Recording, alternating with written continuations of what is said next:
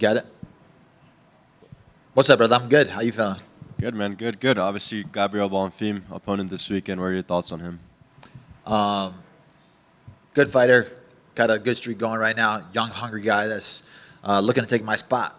He just picked the wrong guy to do it with. What's the mentality like when you fight a guy, like you said, that's looking to come and grab your spot from you? Any fight, right? Any fight's your biggest fight. Like, people always ask, oh, what does this fight mean to you? It's the Super Bowl. It's the NBA Finals. Your next fight's your biggest fight, no matter who it is, what it's for. So Saturday night, that's my moment. Like, it doesn't matter who he is, where he's from, what he's trying to take. It's not going to be for me. Yeah, and it's been a bit since we've seen you inside the cage. So how has the first half of 2026 been like for you? It's been great. I had my first kid, my daughter, so that's been amazing. Teammates, helping them, being in the gym, working out, just doing what I love. I'm blessed. Is there a shift in mindset or mentality when having a kid? Yeah, right? I mean, it just makes, like, gives your life purpose, right? For me, fighting was everything. It was eat, sleep, breathe, fighting, and that was like my happy place to be at the gym. Now my happy place to be at home with her, seeing her, even when I go home tired, broken. I just know what I'm fighting for now. It gives me different meaning now. It's not to prove people wrong. It's to make sure that she has a life that I never had. Do you think we'll see that dad strength on display come Saturday? Oh, 100%. We've been doing extra push-ups. Yeah. And stylistically, how do you think it plays out with Bonfim? Right, he's a threat in different areas of the game, but how do you think it'll play out? I think I've fought many guys like him. Right, he's got good jiu-jitsu. He got explosiveness. He has like a readable style. With me, I'm an awkward style. I'm a different type of style, and I'm a different type of fighter that he's ever fought. I think that Saturday he gets broken. Yeah, and he said it's the right time to fight you, given your age and how your recent fights went. But he also acknowledged that this will be his biggest challenge yet in his career. So what are your thoughts on how he sees the fight, and how do you see him, and how do you rank him amongst your opponents? For myself, I feel the best I've ever felt. I feel the strongest I've ever felt. Shout out to Kyle Bracey. We've been working on new strength programming. But age doesn't matter. Like, I started this sport late. I've been in this sport late. I don't have the damage that a lot of these guys have. So when people talk about age, that doesn't mean anything to me. For me, Saturday night, I'm going to show him the experience, the guys, the road that I've been through, the long road, the toughest roads, right? And I'm still taking on the toughest guys. So all that adds up, and then Saturday night, I get my hand raised. What statement do you think you need to set out against Gabriel Bonfim during this point of your career? Just showing the world that I'm still the best guy, right? To show them, to remind people who I am, remind myself who I am. I think I'm the best person, best fighter in the world, but I just got to go out there and get my hand raised and prove it, and showing them that I'm so well-rounded that everybody's going to be asking who's next for him. Yeah. Were there any things you learned or picked up from yourself from your previous outings? I mean, you learn a lot from every loss. Even from wins, we take wins and we don't sit back. So the team that I have around me, the coach that I have around me, we made the adjustments. We made the fixes. Also, shout out to Miguel Baez. He came from Florida to help me this whole training camp. The perfect body, the perfect mindset, the perfect guy for this fight. So I learned a lot from him. And, yeah, I can't wait to just go out there and show it Saturday. Good luck this week. But you said you can take stuff away from every fight, right? And I'm sure you look back at like the Jack fight and take things from that. But with the Ian fight, because there was such a bad eye poke, do you look at that and still learn lessons, or do you kind of have to disregard it because you were so impaired? Yeah, it's one of those, right? Like, you don't want to be a guy that's looking for excuses or this or that, right? So that's the fight game. There's going to be guys that poke you in the eye. There's going to be refs that don't call this or call that foul. They don't see this foul or that foul. You can sit there and complain about it and look for, this happened because of this happened because of that. But at the end of the day, I'm a man of God, right? God put me in this position for a reason. God makes stuff happen for a reason, and it's just accepting it and moving on.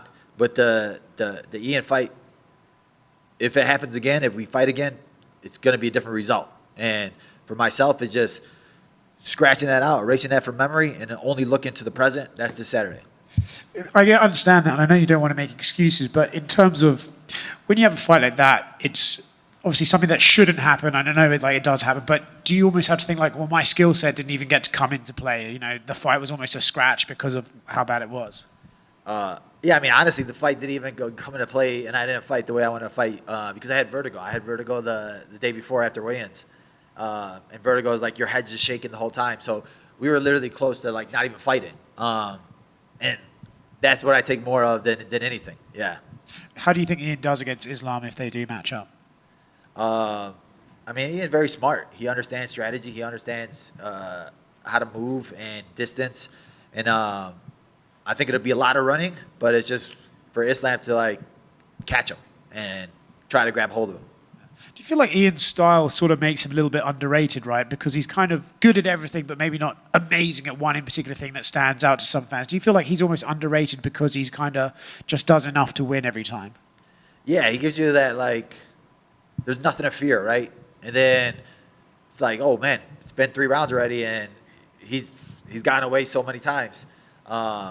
I think obviously his biggest weakness is cardio. So for himself, is trying to fix that, and you got to go 5 rounds. You got to figure out a way to go 5 rounds, especially with your style, where you're not like a finisher like that. You have to be able to push that same pace, push that same running for 5 rounds. So for him, it's just figuring that out. And I think fighters now are starting to see his weaknesses. But like I said, he makes adjustments. He's the guy he's always trying to get better too. So let's see what he does. Belal, can you talk about how your match with Ben Askren came about? RAF hit me up. I wrestle for RAF. I love what they're doing, man. I've been messaging them, like, yo, give me one of these wrestling matches. It's been cool. And then they called me with Ben Askren, and I was like, obviously the first thing is, yo, is he healthy? How is he feeling? Is he going to be able to compete? Because obviously his story is a miracle. The way he's come back from that, it's a miracle. Just to be able to work out again is a miracle. And then they said, yeah, he's wrestling. He said he's been going hard. He's feeling good. And going to his hometown in Milwaukee, he wants to be on the card. So, yeah, I mean, for me, it was an honor. I was like, to be a part of that story, to be a part of that comeback, yeah, I couldn't say no. I was like, for sure. Obviously, I trained with him at Rufus Sport for a little bit. But just to see the comeback and to see where he is now, it's amazing. And obviously, you're going to be his last wrestling match, which is a big honor. But like, is it also like a lose-lose for you? Like, if you lose, you lose the guy who had double lung transplant, and then if you beat him, you beat a guy who shouldn't be wrestling, quote unquote. Yeah, no, 100%, right? It's definitely a lose-lose for me. I'm definitely not going to get any cheers over there. But for me, like you said, just to be a part of that story, right? Like, I want to feel it, right? I want to be like, man, how could this guy come back, right? I want to go out there and be that last, notch in his story, and to show, he's going to show the world what's possible. The doctors, I'm sure, are telling him, don't do this, you're crazy. I'm sure that his friends and family are telling him, you're crazy. But fighters are built different. We have different mindsets. He has a different mindset.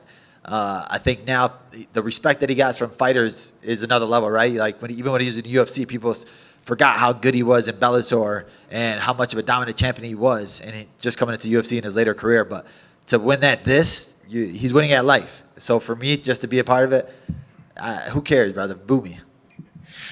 What did you think of Carlos Prates and JDM? I mean, I called it. I knew stylistically Prates was a nightmare matchup for him. And for JDM, it was going to have to make adjustments with his style, but he couldn't make the adjustments. Prates is good, and he's showing how good he is. So for him, it's continue doing what you're doing. But if we ever fight, he's going to have to stop smoking cigarettes. And then last for me, excluding yourself, of these new welterweight contenders, which one do you think has the best chance of beating Islam? Michael Morales, Prates, Ian Gary, Sean I think Brady. they all bring different things, right? They all bring different ways of winning fights. Obviously, Morales is huge. He has power. He has grappling and wrestling. Prates just looks like he has that death touch, right? He has that striking. The last fight, he looked so comfortable in there, like a Anderson Silva-esque type fight. Obviously, Brady dominated his last fight. So I think all these guys bring something. Ian, he has the track shoes to run around the world. So I think they all just bring a different style, and it's going to be for Islam to make his adjustments and his game plan and style to fight these guys. Thank you. Belal, you have spent obviously years fighting, some of the most elite in the division. So when you watch Bonfim, where do you see the biggest difference is going to be between a contender and somebody as yourself who's already seen championship level fights? Yeah, I think the difference is the styles you fought, the wars you've been through. Like, I've been through battles, I've been through wars, and we didn't break. The biggest war he's been in, he broke. He fought Dalby, stuff wasn't going his way, and then he became the nail. So Saturday, he's going to be the nail from the start. And speaking of breaking opponents, you have broken a lot. Your pace has broken a lot of opponents over the years. So do you expect Bonfim to still be the same fighter in the later rounds, like 4 and 5, if it gets to that? Definitely not. There's the best guys in the world, and they fight me. They've never the same. They don't feel it, and they look for God to help them. The Saturday night, he's going to be looking at his corner, looking at his brothers, and asking them to jump in. I love it. My last question. After your most recent performance, was there any major adjustments that you wanted to make heading into this fight on Saturday night? No, I mean, in general, you don't want to sit there and look for, I got to fix this. The team that I have, the guys that I have, the coaches that I have, we're on the right track, right? It's staying the course and just continuing to grow as a complete martial artist. Yes. Well, thank you, champ. Good skill on Saturday. Thank you. Hey, Belal, congratulations on the birth of your daughter. That's news, you, bro. right? How's the sleep been during this camp? It's been great. Yeah, the last one was when she was like younger. Now that 9 months, she's been pretty good. We had to stick to the sleep schedule, right? It was like, no matter what happened, my mom, who does sleep schedule? I never put you guys on a sleep schedule. And I'm like, yeah, that's why I'm a fighter, right? I'm a moron. But my daughter, she's on the right track. A couple days ago, I think maybe even yesterday. No, I think it was a few days ago. You posted something about a one-of-one Jalen Brunson card that you said that you were looking to trade for NBA Finals. Now, Belal, I know that sometimes you do troll a little bit. Is this real? Do you have this card? I do have this card. You are looking to trade this for Yeah, NBA I'm looking Finals. to trade this card. So if anybody wants it, any Knicks fans out there, hit me up before they win the championship because the price goes up. Where did this card come from? How did you acquire it? Whatnot. It was an auction. The way they crack cards, we got the Knicks team as our auction number, and then the Brunson card came out. I was like, no way! It was crazy. My brothers are getting me into more card ripping. So it's the next stock market, right? The NFT market sucked. I never did that, but with cards, it's easier. It's tangible. Did you guys do this on camera? Was it a promotional thing? Is there you? No. We just you buy an auction off of Whatnot. People auction. You pick your team. You put your thing in a hat. So if the person from that team comes up or a card from that team comes up, it comes to you. Okay. You get it. So you buy the team for $40. So any card that he pulls from the Knicks, you get that card. Okay. And then the Brunson card pulled out. I gotta be honest. I don't know much about sports cards, but I've been talking to some people, and that card is worth a lot of money. I mean, you could. Oh yeah. You're very hopeful. You're crossing your fingers. I was close to pulling out of this fight and just selling the card and being good. You haven't had any offers yet? I got DMs, but it's one of those where you're like, all right, I'll look through the DMs after the fight because then you're gonna get a lot of people that just want to talk to you. Mm-hmm. And I guess because and Jeff was just saying your NBA Finals prediction, and then maybe we'll see you on Game 3. I imagine that's the one you want to go to. Game 3, Game 4. Yeah, 100%. That'd be amazing for me. I like Brunson. Brunson's a beast, man. But man, Wemby is just unstoppable right now, and they had a lot of time off. So I think I may have to pick Wemby in this one. All right, well, keep us posted on if you show up in the next game. For sure. If you see me courtside next to Spike Lee, I sold the card. Appreciate it. You got hops? Can you play basketball? Are you good? In what position? I'm a beast. I would have been in the NBA if they weren't a racist. But yeah, I'm a point guard, man. I throw that ball. I got a shot. I was the original Splash Brother before Steph Curry.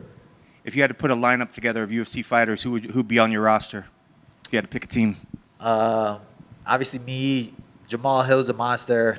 I play with him. Phil Rowe's good, but he just talks too much. So I think he'll be a poison to the team. But I got to put Brendan Allen on there. We need somebody to do the fouling, right? If we go against a guy like Wemby, we need somebody that's an enforcer to get fouled out. Yep. Definitely not DC. DC sucks. So he's terrible. So he wouldn't be near this basketball court on our team. Looking back, we're almost 10 years from your UFC debut. If you think back to that time, did you ever think that you would still be fighting the UFC 10 years later? Yeah, I mean, We were literally just sitting in our suite in the Bellagio. Shout out to Mej.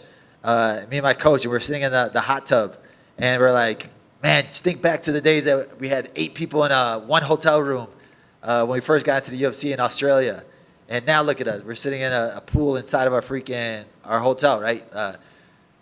It makes you enjoy the journey and realize like how far we've come, and just being thankful to God, right? I wouldn't be here without God. And yeah, man, I'm blessed. And I think we're going to have many more memories, many more years to come.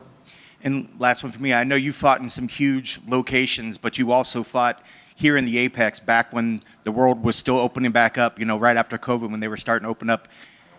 Does this place still have sort of like a nostalgic feel for you? You're coming back to the Apex. Does this sort of mean something to you going back to that time and, when the world was starting to open back up and you were able to kind of fight for fans? Oh, yeah. I love fighting in the Apex, right? When I fought in Montreal, I was getting booed by everybody. When I fought in Qatar, I was getting cheered by everybody. Now I get a little bit peace and quiet, right? I just get to hear my coaches. And it just puts you in a different mode, different mood. It just feels like I said, fighting in Vegas is the best. Like, you don't have to travel far. You don't have to get acclimated to anything. You got the PI here right down the street. So it just makes everything easier. So fighting in the Apex, people are like, oh, you're fighting in the Apex. I'm like, bro, I'll fight in the Apex every week. Good luck on Saturday. Thank you, brother. Belal. Oh, what's up, bro? You've mentioned since losing the title against JDM that you still maintain championship aspirations. And I just wanted to ask again, is that still the aim? And you had mentioned that, even though you are 37, you haven't absorbed a lot of damage over the years. You started late. Is now the time at 37 years old? Gold is always the goal for me. If you're not in here to be the best fighter in the world, what are we doing this for? I don't fight just to fight. I don't fight just as a hobby. I fight for my family. I fight to prove myself. And, to prove you're the best in the world, you need the belt. And one of the reasons why I asked that is because you've also mentioned previously, now Islam is the title holder in the division. And is he a fighter that you would fight, or is it still a dynamic in which you would not want to fight him for the belt? Or can you explain that? How does that kind of shake out with a potential victory this weekend? You can't even talk about the belt unless you win. So Saturday night, I got to get my hand raised.